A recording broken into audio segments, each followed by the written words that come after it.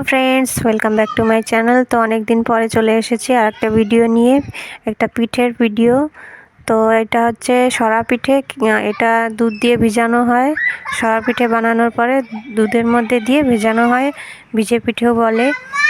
তো চলে যাচ্ছি এই যে তেজপাতা আনতে। আমাদের বাড়ির পাশে একটা গাছ আছে, তেজপাতা নিয়ে নিলাম এখান থেকে। নিয়ে তারপরে মায়ের যে হাঁড়ির মধ্যে দুধটা বসিয়ে দিয়েছে, এর মধ্যে চিনি, তারপরে এর মধ্যে দেওয়া হবে নলেন গুড়। এই যে পিঠে বানানোর প্রিপারেশনটা চলছে। তো তোমরা দেখতেই পাচ্ছ এই যে আমার হাতে নলেন গুড়। এই গুড়টা ভালো করে মেল্ট করে নিতে হবে। তো মা হাত দিয়ে ভেঙে ভেঙে দিচ্ছে, গুড়টা অনেক শক্ত, তাই গ্যাসে করে আলাদা করে মেল্ট করে নিয়ে তারপরে দুধের মধ্যে দিয়ে জ্বালিয়ে নিতে হবে। এই যে চালের গুঁড়োটা একটু চেলে নিচ্ছি।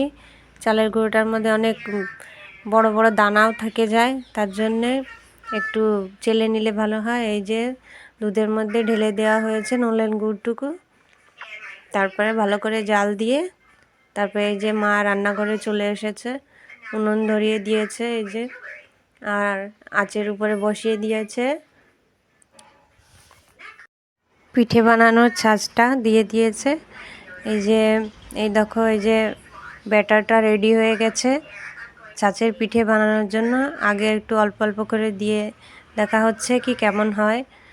তারপরে তুলে দুধটা জাল দেওয়া হয়ে গেছিলো, সেটার মধ্যে দিয়ে ভিজিয়ে নিতে হবে। এই যে পরপর করে সব এক এক করে দেওয়া হচ্ছে।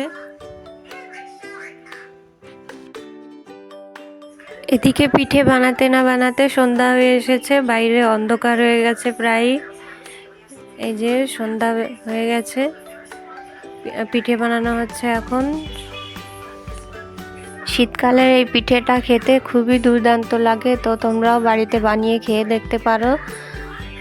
তো ফ্রেন্ড, তো বন্ধুরা, পরবর্তী ভিডিও দেখার জন্যে আমার এই চ্যানেলটাকে সাবস্ক্রাইব করে রেখো।